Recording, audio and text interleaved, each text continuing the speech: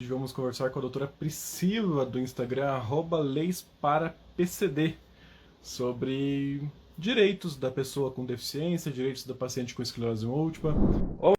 Olá, Oi, doutor Matheus, tudo bem? tudo bem? Boa noite. Boa noite. Eu já fiz uma introduçãozinha aqui com o pessoal, tô conversando com eles.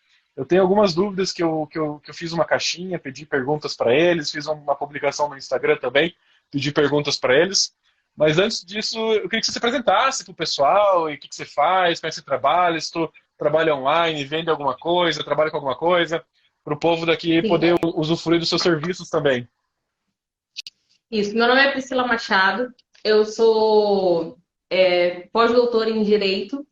Eu comecei com o direito religioso e em 2017 lancei meu livro sobre direito religioso e trabalhava com isso até que em 2020 eu publiquei o livro Direitos e Benefícios para Pessoas com Deficiência. A intenção inicial era só fazer esse livro, trazer esclarecimento, porque eu estava vendo que na época não tinha nenhum livro, não tinha material robusto com direitos sobre pessoas com deficiência. As pessoas tinham muita dificuldade, inclusive alguns conhecidos me perguntavam. E às vezes eu falava assim, vou ver um livro, só que eu não achava nas livrarias. Aí comecei fazendo, virou uma apostila, que depois virou um livro, um material.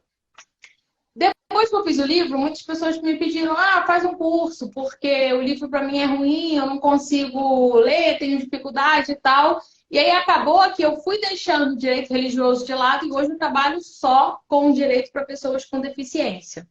E aí eu tenho E livro, tenho curso, tenho tudo lá para quem precisar. direito religioso, nunca tinha ouvido falar dessa vertente. O que É, faz? a gente trabalha os conflitos, os embates que tem quando a religião de uma pessoa entra em choque com os direitos de outra. Às vezes são direitos religiosos das duas partes, às vezes não. Às vezes são os direitos de uma pessoa que vão entrar em choque com os direitos religiosos de outra. Nossa, diferente, não conhecia essa vertente do direito.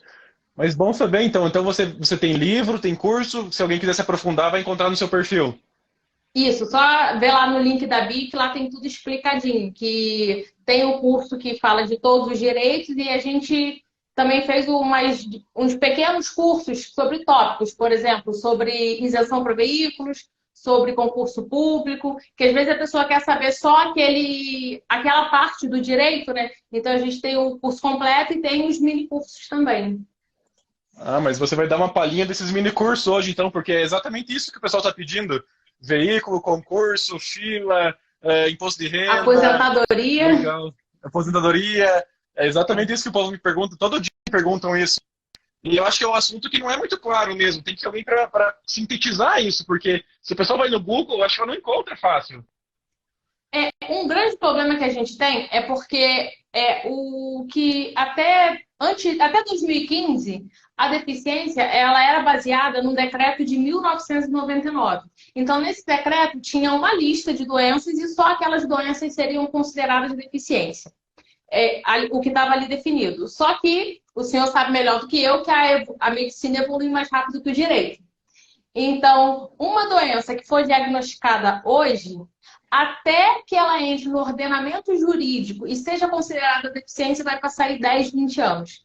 E até chegar nesse ponto de ser feita uma lei para considerar deficiência, as pessoas estão sem direitos, apesar de ter todas as limitações. Então, em 2015, vem o Estatuto da Pessoa com Deficiência e define que será considerada a pessoa com deficiência aquela pessoa que tiver um impedimento de longo prazo, de natureza física, mental, sensorial ou intelectual, e que estiver em desigualdade de condições e oportunidades com as demais pessoas. Aí vem uma crítica muito grande, porque ela não definiu o que era pessoa com deficiência, deixou um critério aberto.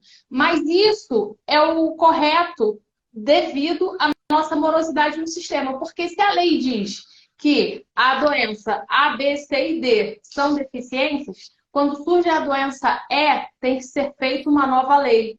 Quando surgir a deficiência, a doença F, e assim sucessivamente. Como nós temos esse conceito aberto, você vai enquadrar caso a caso. Então, por exemplo, a pessoa que tem esclerose múltipla e não tem nada, não tem sintoma nenhum, ela não tem deficiência. Apesar dela ter a doença, ela não tem sintomas, ela não tem limitação nenhuma. Agora, uma pessoa que tem esclerose múltipla e tem, como se eu já tinha falado, incontinência urinária. A incontinência urinária, apesar de não ser visível, ela traz vários transtornos para a pessoa. Ela traz várias exclusões, várias barreiras. Essa pessoa, muitas vezes, deixa de sair de casa porque vai ficar muito tempo e não pode ficar muito tempo fora de casa. Ela deixa de frequentar lugares porque não tem banheiro. E nós sabemos que nós moramos num país que falta acessibilidade, falta banheiros públicos, falta muita coisa. Então, essa pessoa, ela é excluída da sociedade, sim. Então, ela tem limitações. E essas limitações que vão definir a deficiência que a pessoa tem. Então, se ela tem limitações, ela tem deficiência. Se essas limitações colocam ela em condição de desigualdade, ela tem deficiência. E aí, como a gente vai ver a condição de desigualdade? É normal a pessoa sair e toda hora querer ir no banheiro, e se não for, faz nas calças? Isso é normal? Não é. Então, ela está em condição de desigualdade? Está.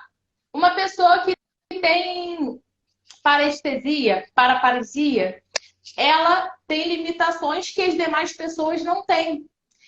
Se ela for para algum lugar, ela às vezes não consegue ficar muito tempo em pé, ficar muito tempo na mesma posição. Se ela for para um show, não tem cadeira, ela não tem como ir, porque não vai conseguir ficar muito tempo em pé.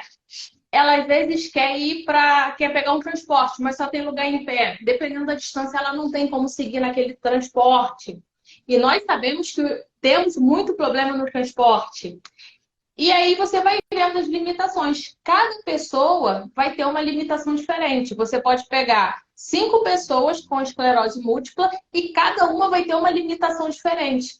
E aí você vai analisar caso a caso para ver se essa pessoa tem deficiência ou não. Mas sempre o que vai definir são as limitações que a pessoa possui.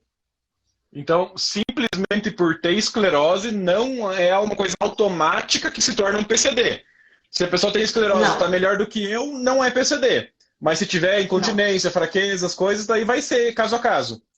E fadiga, assim, os pacientes com esclerose sofrem muito de fadiga, que é um cansaço muito forte, desproporcional. E que só eles sentem, assim, como se a pessoa estivesse, sei lá, com preguiça, não dormiu nada à noite e está muito cansada. Daí já considera, então, dá para considerar que está limitado a atividade dela. Porque não é normal a pessoa estar sempre cansada. E uma pessoa sempre cansada, ela trabalha menos que as outras pessoas. Consequentemente, se ela trabalha por produção, vai ter menos dinheiro que as outras pessoas. Ela estuda menos porque ela está muito cansada. E esse cansaço não é só físico, é físico e mental. Então, o ritmo de estudo dela é menor. E isso que vai justificar também as vagas nos concursos públicos, as vagas em vestibulares. Por quê? Quando a gente fala assim, fadiga, quem não trabalha na área, às vezes fala, é preguiça. Só que não é uma coisa que a pessoa não está ali deitada, cansada, dormindo, porque ela quer. Não, ela dormiu o mesmo tempo que uma pessoa sem deficiência, que não tem essa doença, só que ela continua cansada. Ela precisa de mais tempo de descanso, ela precisa fazer menos atividade. Então, você vê que ela sai da situação de normalidade. E é essa limitação dela que vai caracterizar a deficiência. E como é que comprova isso em perícia? Em perícia, vai comprovar dessa forma. Vai vir um laudo médico, e aí eles vão fazer avaliações, exames, para poder constatar que, assim, que realmente existe essa fadiga. Porque uma das características dos sintomas não visíveis é que os médicos muitas vezes ficam com medo de laudar, eles ficam com medo de colocar no papel e aí a pessoa acaba tendo dificuldade. Até isso é mais comum ainda quando a gente fala das doenças mentais. As doenças da mente são mais difíceis ainda de serem laudadas. Aí o médico tem que avaliar o caso, tem que fazer exames para conseguir colocar isso no papel para que a pessoa consiga ter os seus direitos. É muito difícil comprovar o perito, acho que eles são muito irredutíveis nos sintomas invisíveis. Eu acho que a parte mental até evoluiu, mas a parte invisível da esclerose Eu nunca vi alguém assim ganhar um direito de PCD, um direito de aposentadoria só pela fadiga. Geralmente eles exigem uma coisa mais objetiva, pelo que eu vi dos casos que passou. É, assim, o que eu vejo na perícia é porque tem muitos peritos que eles ainda estão utilizando, não só nessa parte de INSS, não. Digo no modo geral, até mesmo na parte de concursos. Eu vejo pessoas dizendo que o monocular não tem direito como pessoa com deficiência, sendo que tem uma lei de 2021 que diz que a pessoa com visão monocular é pessoa com deficiência. Aí a pessoa vai lá, tem o seu direito negado e a gente tem que recorrer judicialmente para conseguir garantir o direito daquela pessoa. E isso é no sistema como um todo. Parece que as pessoas não se atualizam e continuam utilizando aquele decreto de 99 para poder dizer que a pessoa não tem deficiência, quando hoje não se define mais a deficiência dessa forma. E perguntaram aqui no publicação que eu fiz se existe algum impeditivo simplesmente pelo diagnóstico de seguir algum tipo de carreira, assim, se você já ouviu falar de carreira militar ou carreira não sei o quê, só por ter o CID G35 de esclerose no corpo, mesmo que a pessoa seja mais forte do que eu, ou às vezes por ter um CID já não pode seguir algum tipo de carreira? Não, é assim, às vezes o que vai ter é quando, assim, que às vezes a gente até judicialmente não consegue reverter, é quando a pessoa tem alguma doença mental e que ela contrasta com a utilização de arma, e aí a pessoa quer tentar uma carreira policial, isso realmente é muito difícil. Agora, do contrário, ela tem todas as aptidões para o cargo, eles não podem barrar só pela doença que ela tem. Inclusive, é uma coisa que eu falo com eles. Antigamente tinha muita CID. confusão de. Antigamente, muita confusão de esclerose com doença mental. Então, se a pessoa tem esclerose e está bem naquele momento, pode seguir a carreira militar e mexer com arma, né? Não vai ter problema. Sim, se o problema da esclerose dela não afeta a mente, porque pode ou não afetar. Então, vai depender disso, porque tem doenças que, por si só, você sabe que ela vai ter altos e baixos e vai manter aquilo ali para o resto da vida. Então, se você for trabalhar num setor específico que vai mexer com armas, realmente, a gente, às vezes, nem na justiça consegue, porque tem esse problema da pessoa se colocar em risco e colocar outras pessoas em risco. Mas, se ela não tem nenhum problema que vai impedir o seu trabalho com armas, não tem problema nenhum. E, inclusive, dentro do militarismo, tem cargos que não trabalham com armas. Então, não teria problema. E quem define se uma pessoa é PCD ou não?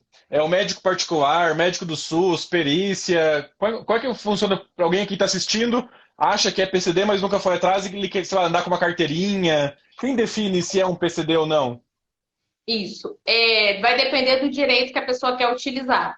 Então, por exemplo, se ela quer pedir um benefício no INSS, o perito de lá vai avaliar. Se a pessoa vai fazer um concurso público, vai ser a banca do concurso que vai avaliar. Se ela está pedindo isenção em veículos, vai ser a banca do Detran que vai avaliar. O que acontece muitas vezes é que a pessoa ela já foi considerada pessoa com deficiência, por exemplo, no Detran. Quando ela passou no concurso público, que ela vai fazer a avaliação, ela leva esse documento do Detran e fala, olha, eu já fui considerada pessoa com deficiência, está aqui a minha documentação.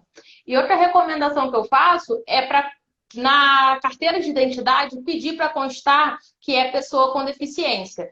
Aí o órgão emissor da identidade vai fazer a avaliação de acordo com o laudo que vai ser enviado e vai vir na carteira escrito que a pessoa, ou o símbolo ou a inscrição, que a pessoa tem deficiência. E aí esse laudo que vai ser enviado, aí ela vê o médico que está tratando, o médico que acompanha, para poder fazer esse laudo e solicitar a carteira de identidade. E aí, curtiu o vídeo? Eu apareci aqui no finalzinho só para lembrar você de se inscrever no canal, curtir o vídeo, comentar e compartilhar. Isso me ajuda a manter o canal ativo. Obrigado, até mais!